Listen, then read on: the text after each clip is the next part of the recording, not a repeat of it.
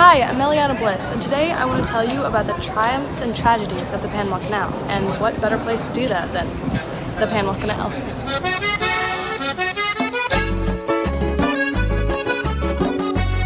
But first, let's rewind and I'll show you how I got here. And then I'll tell you all about it. Melodías para ti. Amor. Welcome to another hot, sunny day in Panama City. We're headed to the Miraflores locks.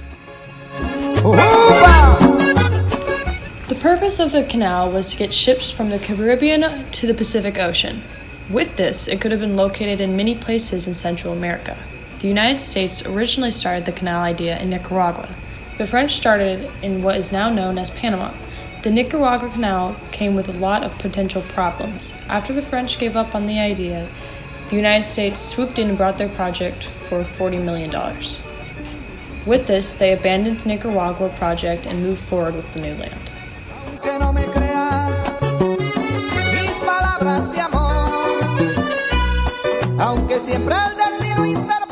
France began the canal project in 1880. While no one knows exactly how many died during the project, as many as 25,000 died under the French control from disease and accidents. After the U.S. took control in 1904, only 5,609 deaths were reported. The biggest cause of these deaths were not from accidents, but from malaria and yellow fever. At the time, no one knew where the diseases were coming from. Then a man named William Crawford Gorgas with the U.S. Army Medical Corps took control of the issue. At this point in time, around 1900s, it was presumed that mosquitoes were the cause of the spread of disease. That's a big boat. So, William put in place many ways to greatly reduce the spread of mosquitoes. He did this basically by destroying their mating grounds, aka stagnant water. And for this reason, the disease nearly stopped spreading. With nearly 30,000 deaths, building the Panama Canal was a huge tragedy. One could wonder if it was even worth building. However, we need to look at the bigger picture. It was in the process of building the canal where we learned that mosquitoes were the cause of the spread of disease. With that new information, think of the number of lives that have been saved, and the discovery of how to manage the spread of mosquitoes that carry this disease continue to save lives, not just in Panama, but all over the world.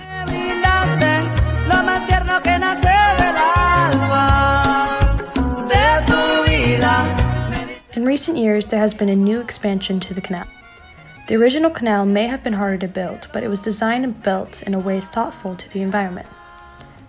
At the time, we did not have technology to pump massive amounts of water, so the designers had to figure out a way to make the locks work naturally.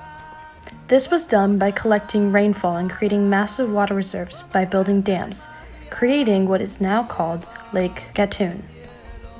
This artificial lake holds enough water to work the canal through simple controlled drains. No pumps, all natural.